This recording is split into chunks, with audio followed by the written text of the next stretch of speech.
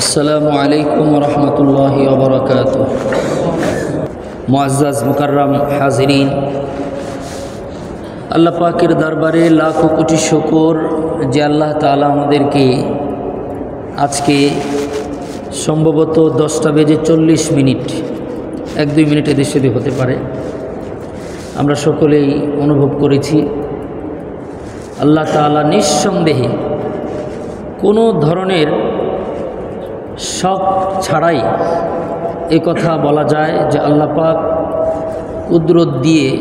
নিজ কুদরত দিয়ে আমাদেরকে হেফাজত করেছেন। এজন্য শুকরিয়া জানাই আলহামদুলিল্লাহ।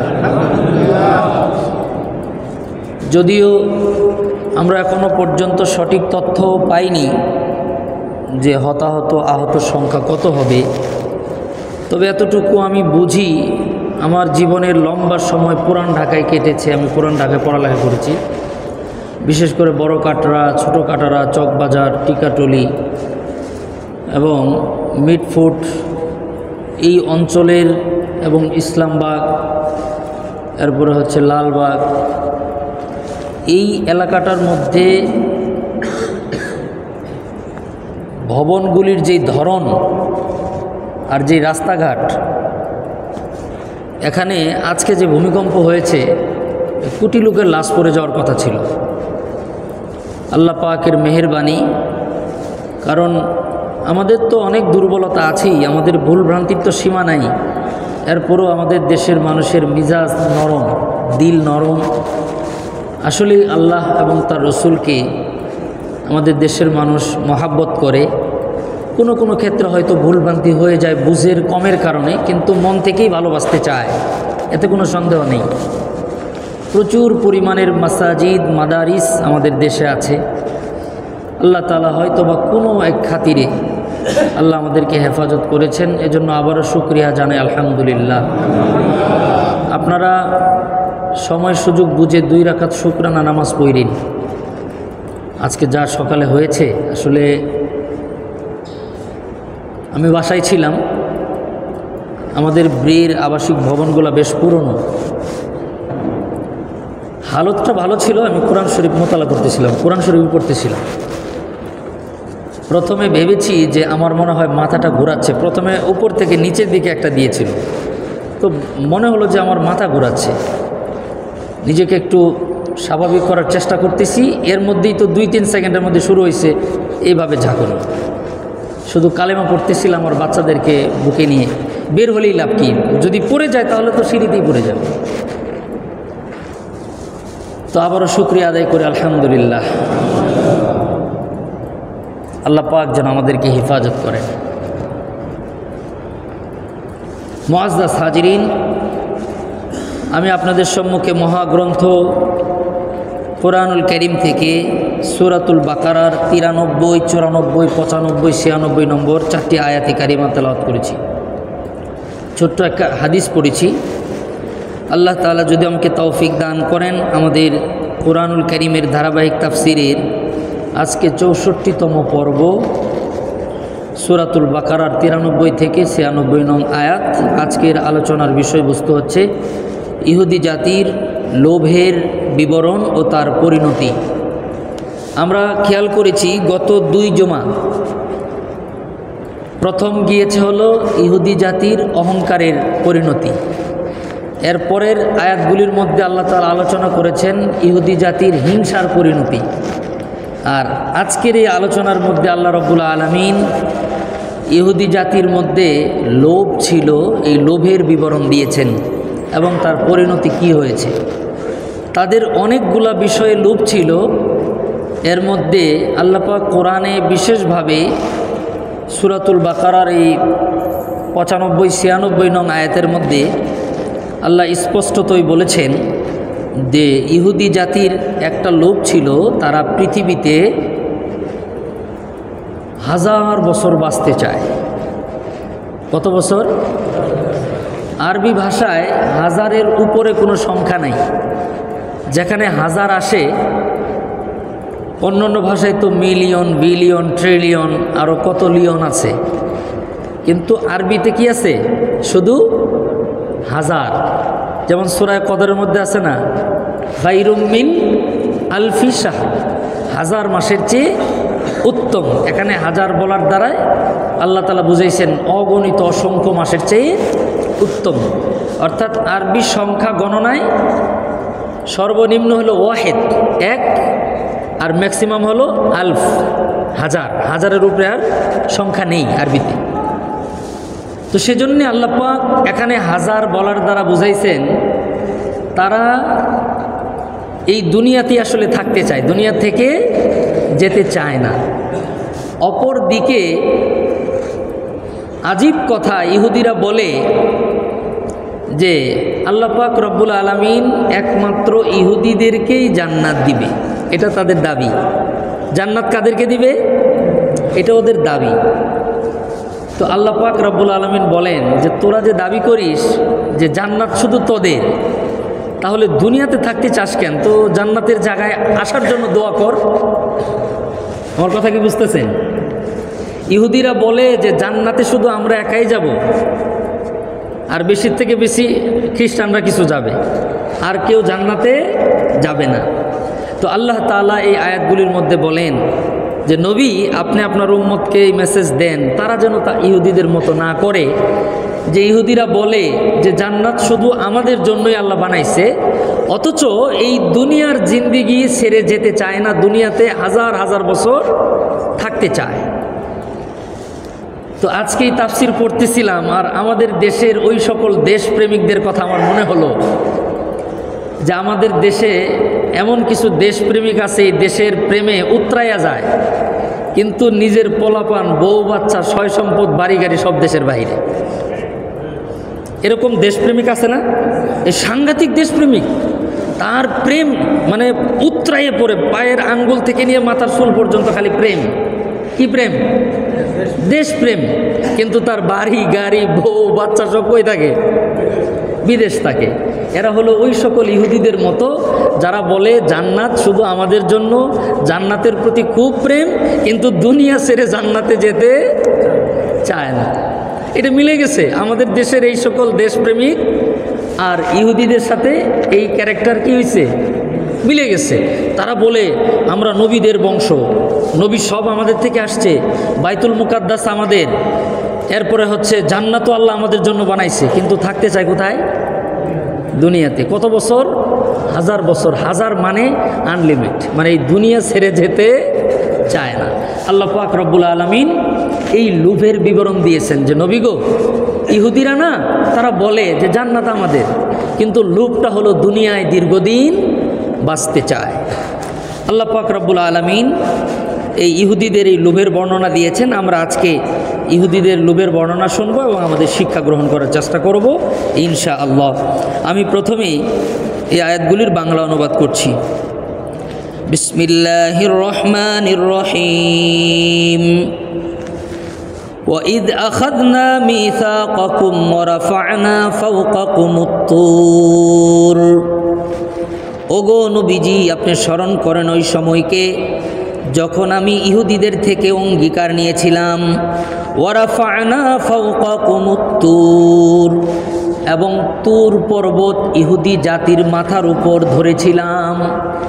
পুরো তুর পাহাড়টাকে ইহুদিদের যে বসতি, এটার উপরে, মাথার উপরে আইনা ঝুলা রাখছে। এটার সিমটম কত মারাত্মক! আজকে যে ভূমিকম্প হয়েছে এর চাইতে কয়েক হাজার গুণ মারাত্মক ছিল। মনে করেন পাথরটা মাথার উপরে, শুধু পড়লেই একবারে ধূলিসাৎ হয়ে যাবে। আজকে তো আল্লাহর নাম নেয় নাই, একবারে মুসলমান তো নিছেই, হিন্দু ধর্মাবলম্বীরাও আজকে আল্লাহর নাম নিছে, কারণ অজান্তেই আল্লাহর নাম বের হয়ে আসছে।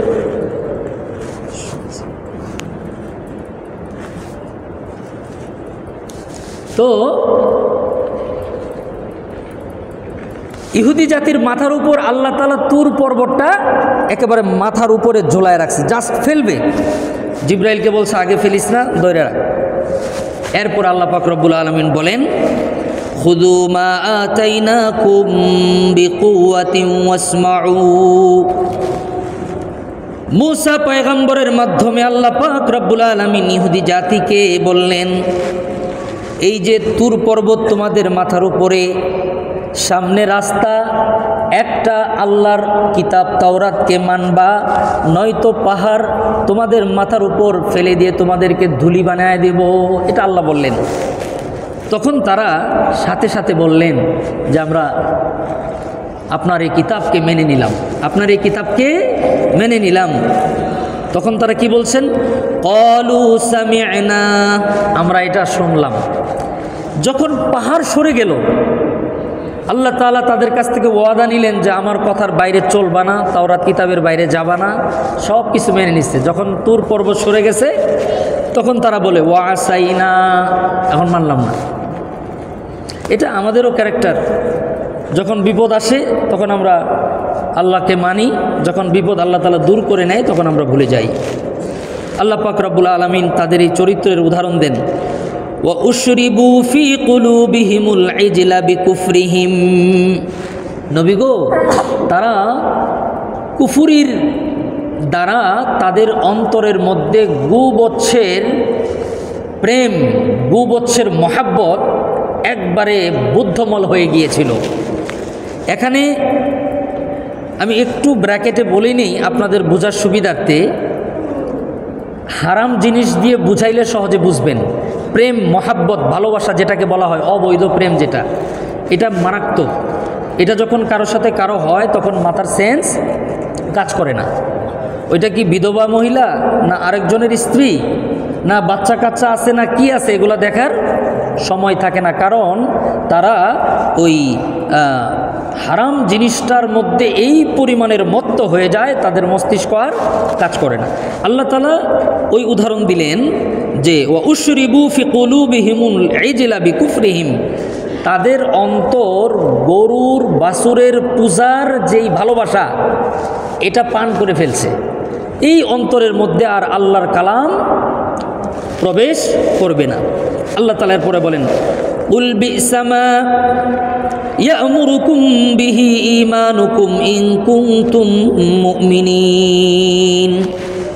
আল্লাহ পাক রব্বুল আলামিন বলেন তাদের ঈমান অর্থাৎ গরুর বাছুরের প্রতি যে তাদের বিশ্বাস, যে বাছুরের মধ্যে আল্লাহ আছে, নাউজুবিল্লাহ বলেন, এটা কতটা নিকৃষ্ট এই জিনিস তারা কল্পনাও করতে পারে না।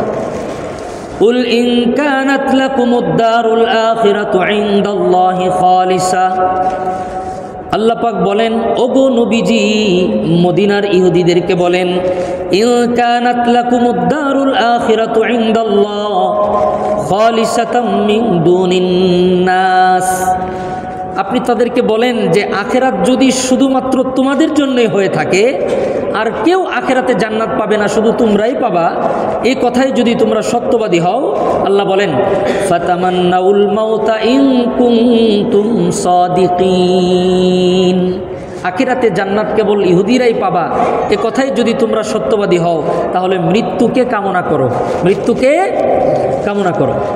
ওয়ালাই ইয়াতামান্নাউনাহু আবাদাম বিমা কদ্দামাত আইদিহিম, আল্লাহ পাক রব্বুল আলামিন বলেন ওগো নবীজি তারা কশিনকালেও এই মৃত্যুর কামনা তারা কোনোদিন করবে না। ওয়াল্লাহু আলিমুম বিজ্জালিমিন, নিশ্চয় আল্লাহ পাক জালিমদের ব্যাপারে খুব বেশি অবগত আছেন।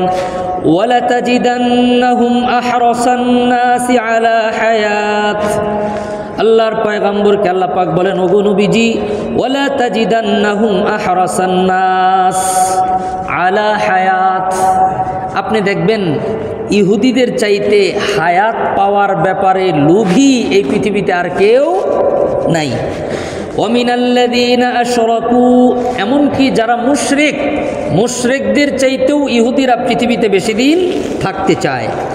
ইয়াওয়াদ্দু আহাদুকুম লাউ ইউআম্মারু আলফা সানা, ওই যে আলফা সানা, তারা চায় 1000 বছর এই পৃথিবীতে বাঁচতে চায়। আল্লাহ পাক বলেন ওয়ামা হুয়া বিমুজাহজিহি মিনাল আযাব আইয়ুআম্মার, ওগো নবীজি আপনি ইহুদিদেরকে বলেন এই যে পৃথিবীতে 1000 বছর তারা থাকতে চায়, বাঁচতে চায়, এই পৃথিবীর দীর্ঘ আয়ু তাদেরকে জাহান্নামের আযাব থেকে বাঁচাতে পারবে না। এখানে বেশি দিন থাকলে কি বাঁচতে পারবে? এই যে আমাদের দেশ থেকে যারা দেশপ্রেমিকগুলা পলায়ে থাকে, এই দেশপ্রেমিকরা পলাইলে কি হবে? এই ভুয়া প্রেমের সাজাত থেকে কি তারা বাঁচতে পারে? পৃথিবীর যেখানেই যাবে সেখানেই আযাব, কারণ হারামের কোনো আরাম নাই। এটা অন্য সাবজেক্ট, যখন প্রাসঙ্গিক হবে তখন আরো ভালো করে বলবো। আল্লাহ পাক রব্বুল আলামিন এরপরে বলেন, ওয়ামা হুয়া বিমুজাহজিহি মিনাল আযাব আন ইউআম্মার। নবী গো, আপনি তাদেরকে বলেন দীর্ঘজীবী হওয়াটা জাহান্নামের শাস্তি থেকে বাঁচানোর সম্ভব না। ওয়াল্লাহু আলিমুম বিমা ইয়ামালুন। আল্লাহ পাক রব্বুল আলামিন খুব ভালো করে জানেন তারা কি আমল করে, তারা যে কি করে এটা আল্লাহ খুব ভালো করে জানেন। সম্মানিত হাজিরিন, আজকের এই সূরাতুল বাকারার 93 থেকে 96 নম্বর আয়াতের মধ্যে আল্লাহ পাক রব্বুল আলামিন মূল 3টা মেসেজ আমাদেরকে দিয়েছেন। একটি হলো মৃত্যু কামনা করা যাবে কিনা। আল্লাহ যে বললেন যে তোমরা মৃত্যু কামনা করো, তাহলে এটা একটা বিষয়, মৃত্যুর কথা আল্লাহর কাছে বলা যাবে কিনা। 2, হায়াতটা আসলে নির্ধারিত, এই বিষয়টা বুঝবো। 3 নম্বর হচ্ছে লোভের পরিণতি কেমন। এই 3টা কথা, এই 3টা মেসেজ থেকে আমরা আজকে শিক্ষা নেওয়ার লক্ষ্যে আজকের আমরা তাফসীরটা বোঝার জন্য চেষ্টা করব ইনশাআল্লাহ। আল্লাহ পাক রব্বুল আলামিন পবিত্র কোরআনে সূরাতুল বাকারার শুরুতে বলেন, ওগো নবী, আপনি তাদেরকে বলেন যে তোমাদের সাথে আল্লাহ পাক রব্বুল আলামিন অঙ্গীকার নিয়েছিল, তোমাদের মাথার উপরে তুর পর্বতকে নিয়ে যখন আল্লাহ তাআলা তোমাদের কাছ থেকে ওয়াদাগুলা নিল, তোমরা তখন প্রতিশ্রুতিবদ্ধ হলে। এরপর যখন তুর পর্বত আল্লাহ তাআলা তোমাদের মাথা থেকে সরিয়ে দিলেন, তখন তোমরা আবার বললা ক্বালু সামি'না ওয়া আসাইনা, আমরা শুনলাম এবং অস্বীকার করলাম, শুনলাম এবং অবাধ্য হলাম, এটা মানলাম না। এবং তাদের অন্তরের মধ্যে গোবৎস তো বুঝছেন, মানে গরুর বাছুরের প্রতি তাদের যেই মহাব্বত, তাদের যে শ্রদ্ধা, তাদের যে ভালোবাসা, এই ভালোবাসাটা তাদের হৃদয়ে বুদ্ধমূল হওয়ার কারণে তারা আর আল্লাহ পাকের হেদায়েতের রাস্তা কখনো পায়নি। এটা হলো প্রথম কথা। এরপরে আল্লাহ পাক রব্বুল আলামিন বললেন, নবী আপনি তাদেরকে বলেন, তারা যে বলে যে আখিরাত শুধুমাত্র তাদের জন্য, তাহলে তারা মৃত্যু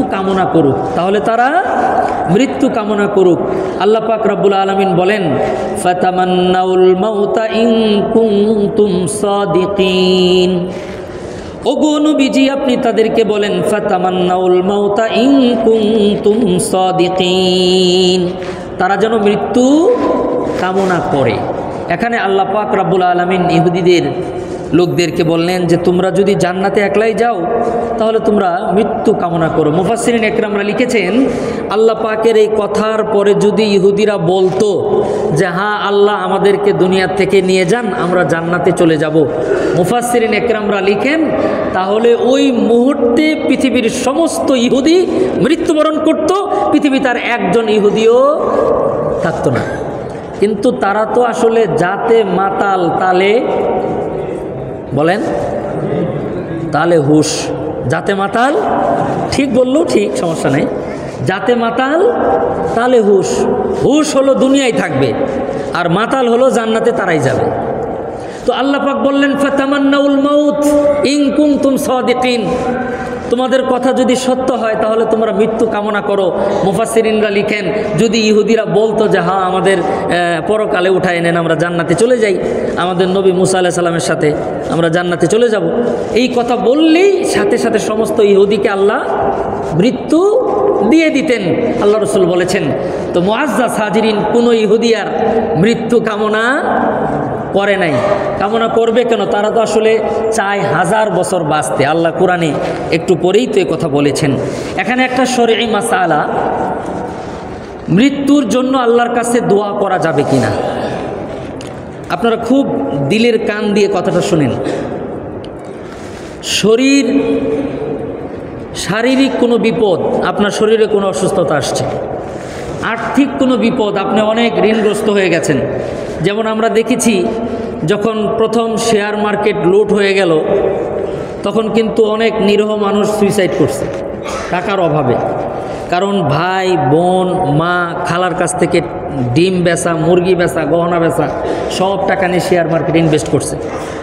মনে করেন তার টোটাল ব্যালেন্স নাই 1 লাখ টাকা, সে 15 লাখ টাকা ঋণ করে শেয়ার মার্কেটে দিয়েছে।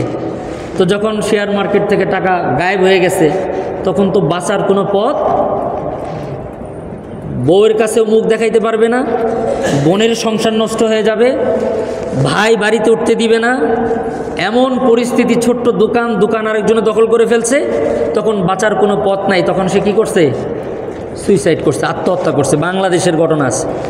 তো সম্মানিত হাজিরিন, খুব ভালো করে বুঝেন, আর্থিক কোনো বিপদ, টাকা পয়সার এমন বিপদে পড়ে গেছেন যে মরা ছাড়া কোনো রাস্তা নাই। আরেকটা হচ্ছে শারীরিক বিপদ, এমন রোগ আপনি নিশ্চিত যে এই রোগ মানে ভালো হবার নয়, দুরারোগ্য ব্যাধি। অথবা মানসিক কোনো হিট খাইছে। এই মানসিক হিট সাধারণত খায় যারা হারাম প্রেম প্রীতি করে। এছাড়া নর্মালি মানসিক কষ্টে মানুষ সুইসাইড করে, এটা আমরা দেখি না। তো মানসিক, শারীরিক, আর্থিক কোনো বিপদে পড়ে কোনো অবস্থাতে আল্লাহর কাছেও বলা যাবে না যে আল্লাহ আমাকে দুনিয়া থেকে নিয়ে যান। এটা বলার কোনো সুযোগ নেই। মনে থাকবে না আমাদের এই কথাটা? আমি কি বলছি? আর্থিক বিপদ, টাকা পয়সার সমস্যা, শারীরিক বিপদ, এমন অসুখ যেটা ভালো হওয়ার না। অনেক সময় মানুষ বলে ফেলায় যে আমার ব্লাড ক্যান্সার হয়েছে, যেই ব্যথা, এই ব্যথার চাইতে বেঁচে থাকার চাইতে মরে যাওয়া অনেক ভালো, যে আল্লাহ আপনি আমাকে দুনিয়া থেকে নিয়ে যান। ছেলে মেয়েও বলে আল্লাহ আমার আব্বাকে নিয়ে যান। এই দোয়া করার কোনো সুযোগ নেই, এটা হারাম।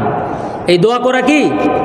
অর্থাৎ মৃত্যু কামনা করা যাবে না, এটা হলো মূল ফতোয়া, আমরা মনে রাখবো। তবে বিভিন্ন হাদিস দ্বারা হযরত ওমর রাদিয়াল্লাহু তাআলা আনহু থেকে বর্ণিত, হযরত ওমরের দোয়ার রেফারেন্সে এটা পাওয়া যায়।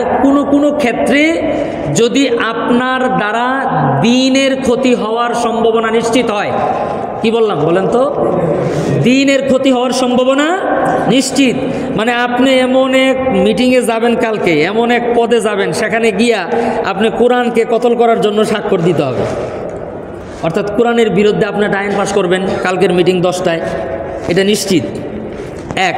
অথবা আপনার দ্বারা অন্যের হক নষ্ট হয়ে যাবে, এমন পরিস্থিতিতে আপনি পড়ছেন যে আগামী কয়েকদিনের মধ্যে আপনার দ্বারা লক্ষ লক্ষ মানুষের হক নষ্ট হবে। এমন সিচুয়েশনে আল্লাহর কাছে এভাবে বলা যায় যে আল্লাহ আমাকে এই বিপদে না নিয়ে ঈমানের সাথে আমাকে উঠায় নিয়ে যান। অর্থাৎ এই দোয়ার ব্যাখ্যায় মুহাদ্দিসিনরা লিখছেন যে মানুষের হক এত মারাত্মক, মানুষের হক নষ্ট করার চাইতে এই হারাম জিনিস, মৃত্যুর জন্য তো দোয়া করা যায় না, কিন্তু মানুষের হক নষ্ট হবে আমার দ্বারায়, এটার চাইতে এ কথা বলা ভালো যে আল্লাহ ওই বিপদের চাইতে আমাকে দুনিয়া থেকে ঈমানের সাথে নিয়ে গেলে ভালো হয়। অর্থাৎ এটাতেও মৃত্যুর জন্য দোয়া করা যাবে, এটার বৈধতার স্বীকৃতি দেয় না, কিন্তু এটা বোঝানো হয়েছে যে আপনার দ্বারা আমার দ্বারাই যেন মানুষের হুকুক কখনো নষ্ট না হয়। এটাই কিন্তু মূল কথা।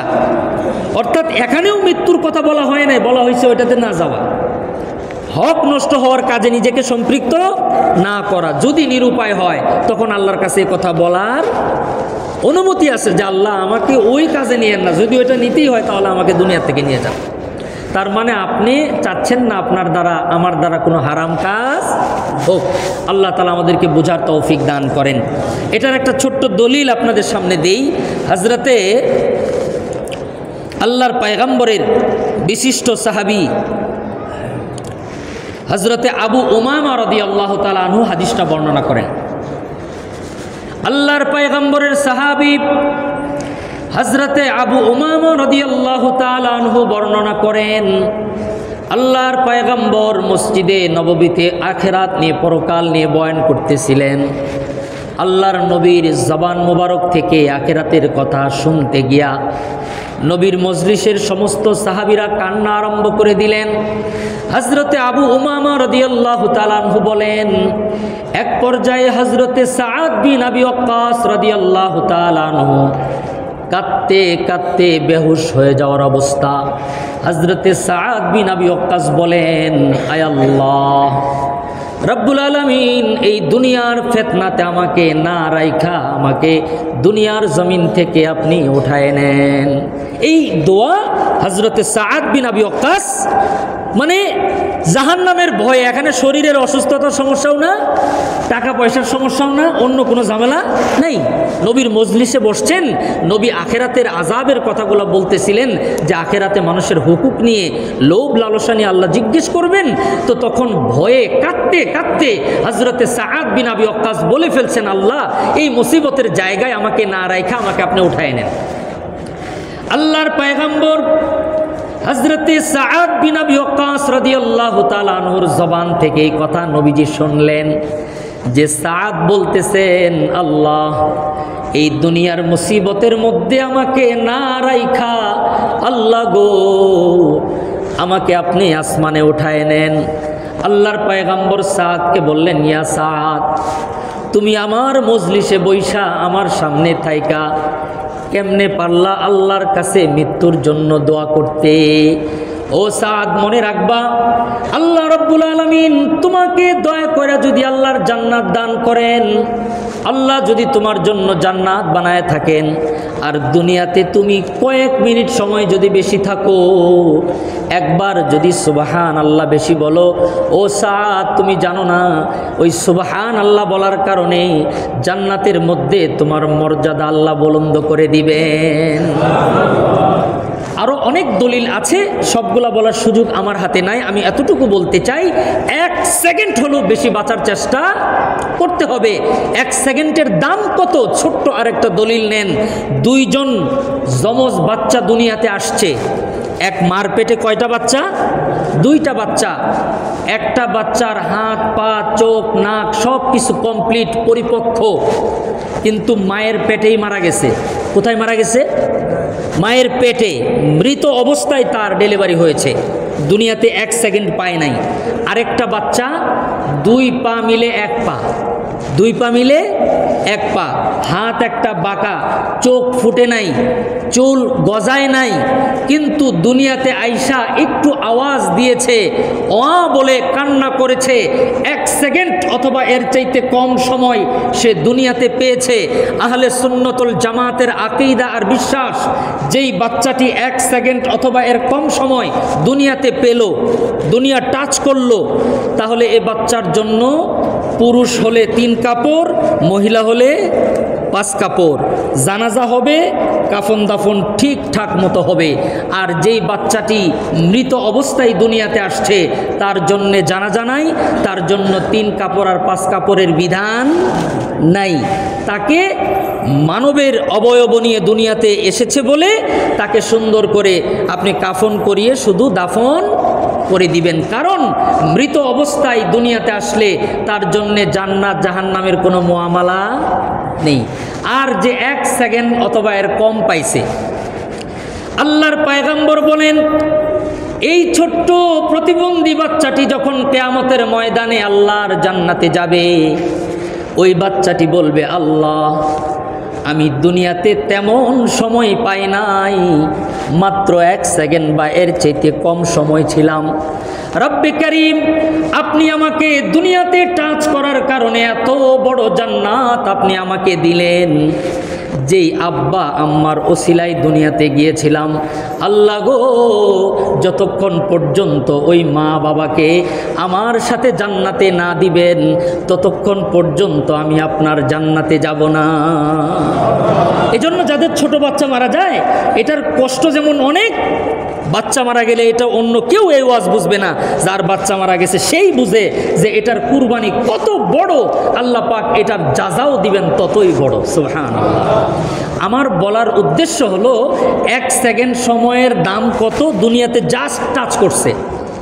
সর্বনিম্ন জান্নাত যদি পায়, নবী বলেন এই পৃথিবীর 10 গুণ বড়।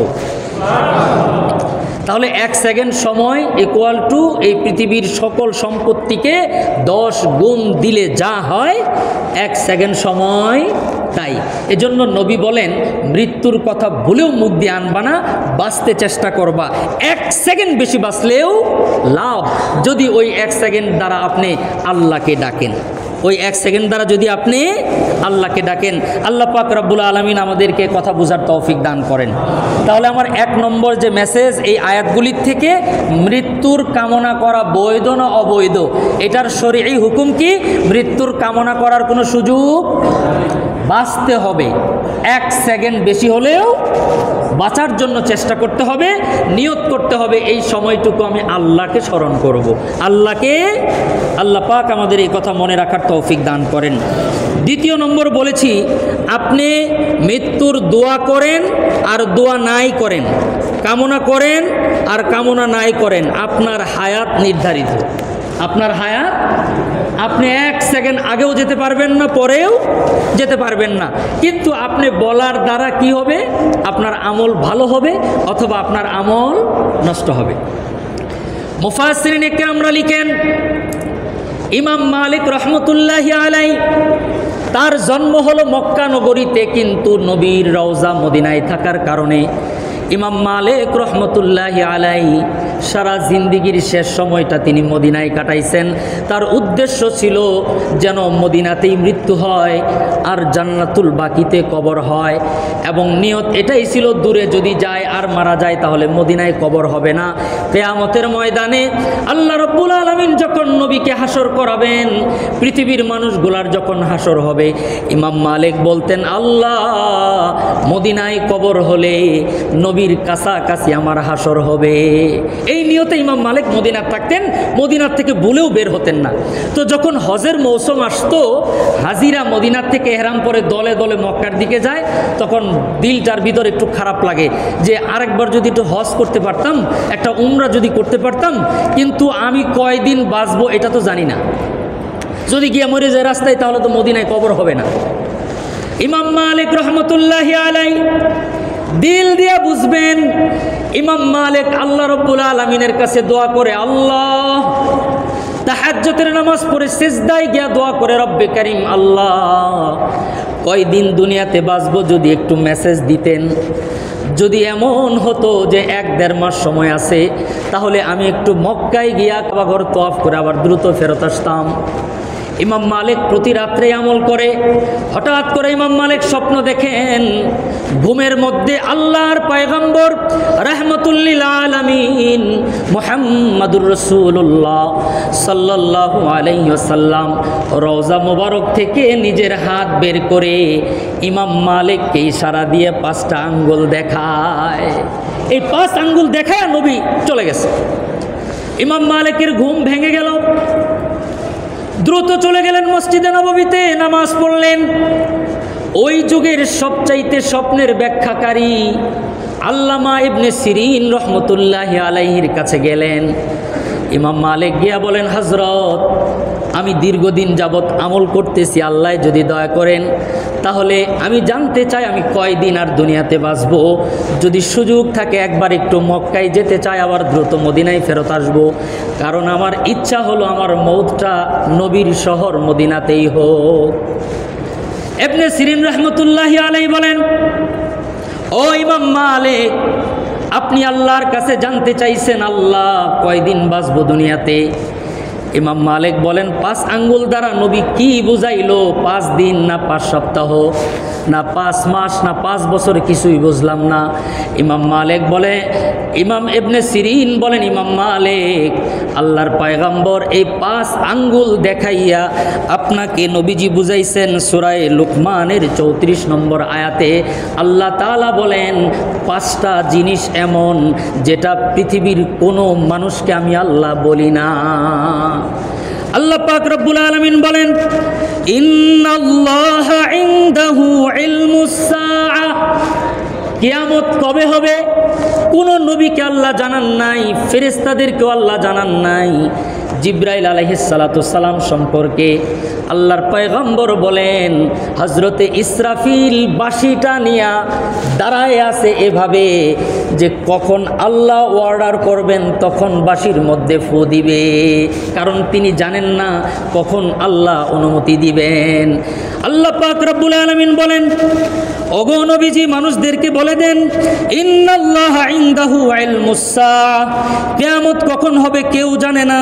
ওয়া ইউনাজ্জিলুল গায়স, বৃষ্টি কখন কোথায় কতটুকু হবে তাও কেউ জানে না। ওয়া ইয়ালামু মা ফিল আরহাম, মার রেহেমের মধ্যে কি সন্তান আছে তাও মানুষ জানে না। ওয়া মা তাদরি নাফসুম মাযা তাকসিবু গাদা, আগামীকাল আপনি কি খাবেন, কি উপার্জন করবেন, আপনার রিজিক কি, এটাও কেউ জানে না। আল্লাহ রাব্বুল আলামিন এরপরে বলেন, ওয়ামা তাদরি নাফসুম বিআইয়ি আরদিন তামুত, কোন জায়গায় কিভাবে আপনার মরণ হবে এটাও একমাত্র আল্লাহই জানেন, পৃথিবীর কোনো মানুষ জানে না। ইন্নাল্লাহা আলিমুন খাবীর। ইমাম মালিককে ইবনে সিরিন বলেন, ও ইমাম মালিক, আল্লাহ পাক রব্বুল আলামিনের এই আয়াতের দিকে আল্লাহর পয়গম্বর ইশারা দিয়ে আপনাকে বোঝাইছে মৃত্যু কখন কোথায় হবে এটা আল্লাহ ছাড়া কাউকে আল্লাহ জানান নাই, এবং কি কোনো নবীদেরকেও জানানো হয় নাই। নবীর রওজার কাছে আপনার 3টা কবর, প্রথমে নবীজির কবর, নবীর পিছনে আবু বকরের কবর, তার পিছনে হযরতে ওমর রাদিয়াল্লাহু তাআলার কবর, এরপরের জায়গাটা খালি। তো আমি একাধিকবার ওখানে যে শেখরা থাকেন তাদেরকে আমি জিজ্ঞেস করলাম, 4টা ছিদ্র আছে, 4 ছিদ্র দিয়ে আমরা সালাম দেই। এই প্রথম ছিদ্র নবীজির মাথা বরাবর, দ্বিতীয় ছিদ্র নবীজির বুক বরাবর, তৃতীয় ছিদ্র নবীজির হাঁটু বরাবর, চতুর্থ ছিদ্র নবীজির পা বরাবর। আসলে সালাম দেই আমরা নবীজিকে, আবু বকরকে, ওমরকে, ঈসা আলাইহিস সালামেরও নাম লেখা আছে, কিন্তু 3টা ছিদ্রই কার বরাবর? নবীজি বরাবর। কারণ নবীজির মাথা মোবারক পশ্চিম দিকে, পা পূর্ব দিকে, খানায় কাবা হলো দক্ষিণ দিকে মদিনায়, এজন্য কবরগুলো এরকম পশ্চিম দিকে মাথা দিয়ে, নবীজি আগে, আবু বকর পরে, ওমর তারপরের জায়গা খালি। তো আমি জিজ্ঞেস করলাম যে এই পরের জায়গাটা থেকে ঈসা আলাইহিস সালামের কবর হবে, এরকম তো আমরা শুনছি। তখন আমাকে ওই শেখ বললেন যে তুমি যেটা বললা ঈসা আলাইহিস সালামের কবর এখানে হবে, ঈসা নবী এখানেই মারা যাবে, এটা কি তোমাকে বলছে কেউ? আমি বললাম না, এটা তো জানি না। ওই যদি ঈসা নবী বুঝে এখানে গেলে মৃত্যু হবে, সে ওখানে যাবে না, তাহলে তো মরবেই না, এটা কোনো কথা না। তবে হ্যাঁ, নবীজি ঈসা আলাইহিস সালাম এসে যদি মদিনায় মারা যায় আর আল্লাহ তাআলা কবুল করেন তাহলে কবর হলে হতেও পারে। তবে আল্লাহ পাক কোনো নবীকেও জানতে দেন নাই কার মৃত্যু কখন কোথায় হবে। মুআজ্জাজ হাজিরিন, 3 নম্বর কথা আমি খুব মুক্তসার করে বলে দিচ্ছি। 3 নম্বর কথা হলো লোভ। 3 নম্বর কথা কি? লোভ। আমরা জানি লোভে পাপ, পাপে, এই কথার শানে নজুল আপনারা জানেন না, খালি কথাটাই জানেন যে লোভে পাপ, পাপে মৃত্যু, আবার মৃত্যুর পরে দুজক, মৃত্যুর পরে দুজক। খুব খেয়াল করবেন, মুফাসসিরিন ইকরামরা লিখেন ঈসা আলাইহিস সালাতু সালাম তিনিও তো ইহুদিদেরই নবী ছিলেন। ঈসা পয়গম্বর আলাইহিস সালাম তার এক খাদেমকে সাথে নিলেন তার সাথে সফর করার জন্য। তাফসিরের কিতাবে এসেছে, তো খাদেমকে বললেন যে 3টা রুটি ব্যাগের মধ্যে ভরো। ওনার তো তেমন কোনো সম্পদ ছিল না, তো ছোট্ট একটা ব্যাগ, খাবারের একটা বর্তন আর 3টা রুটি খাদেমের কাছে দিলেন। এখন খাদেম এই 3টা রুটি নিয়ে হাঁটতেছে আর টেনশনে পড়ে গেছে, মানুষ হলাম 2 জন, রুটি কয়টা? 3টা। এখন আমি তো খাদেম, উনি তো পয়গম্বর, তাহলে তো উনি 2টা খায় ফেলবে, আমি কয়টা খাবো?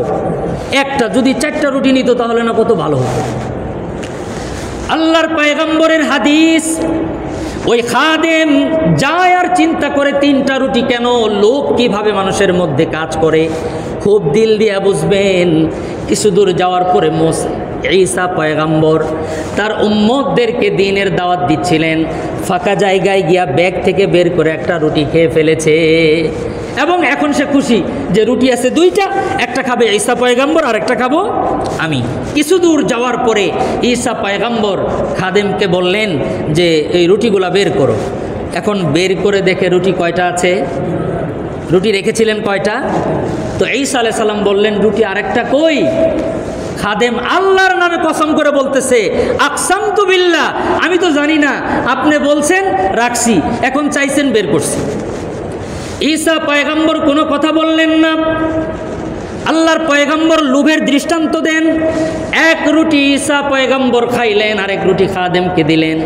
কিছু দূর যাওয়ার পরে ঈসা আলাইহিস সালাম মাটি খুদে 3টা স্বর্ণের টুকরা বের করলেন। মাটি খুইদা বালু মাটি সরায়া 3টা বড় বড় স্বর্ণের টুকরা। তো এবারও খাদেমের মাথায় টেনশন যে স্বর্ণ কয়টা। ঈসা আলাইহিস সালামকে বলতেছে, পয়গম্বর আরেকটু যদি খুঁজতেন, যদি 4টা হইতো ভালো হইতো। ঈসা আলাইহিস সালাম শুধু বললেন, ইয়াকফি, যথেষ্ট, 3টাই চলবে। আল্লাহর পয়গম্বর ঈসা, নবীজির হাদিস, ঈসা আলাইহিস সালাম খাদেমকে 1টা নয় 2টা নয় 3টা স্বর্ণের টুকরাই তাকে দিয়ে দিলেন। দিয়ে বললেন, হাজা বাইনা ওয়া বাইনি ফিরাকিক, এটাই তোমার এবং আমার মধ্যে পার্থক্য, তুমি আমার সাথে থাকার যোগ্যতা রাখো না, যাও তোমাকে 3টাই দিয়ে দিলাম। এবার খুব খুশি, 3 স্বর্ণের টুকরা নিয়ে যাচ্ছে। নবীজি বলেন, কিছু দূর যাওয়ার পরে এক পাহাড়ের জায়গায় 3 ডাকাত উৎ পাইতে আছে। যেই দেখছে একজন লোক যায়, তাকে গ্রেফতার কইরা পোটলা খুইলা দেখে স্বর্ণের টুকরা কয়টা। 1 সেকেন্ড সময় নেয় নাই, তরবারিটা বার করে ডাইরেক্ট মাথাটা কাইটা ফেলছে।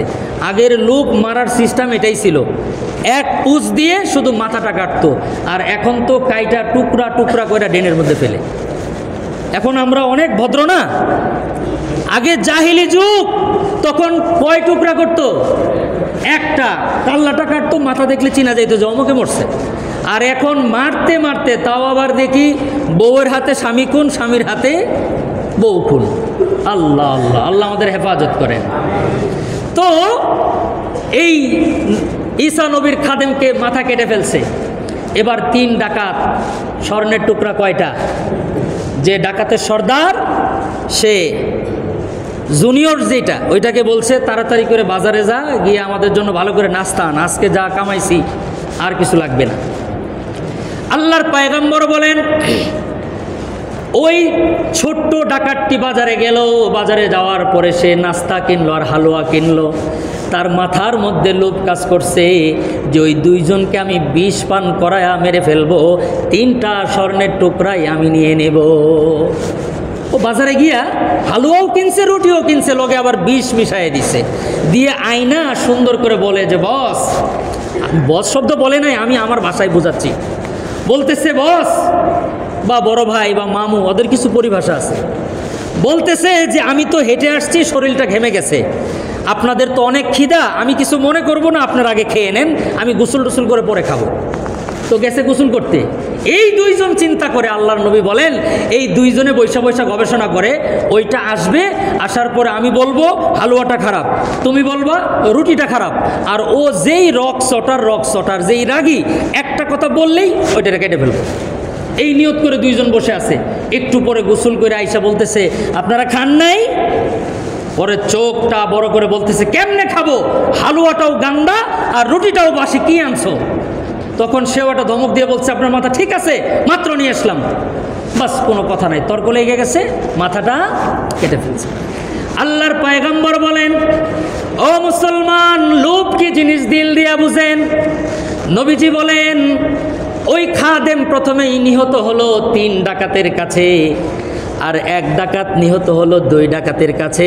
আল্লাহর পয়গম্বর বলেন, কিছুক্ষণ পর রুটি আর হালুয়া খাইয়া 2 ডাকাত মারা গেল।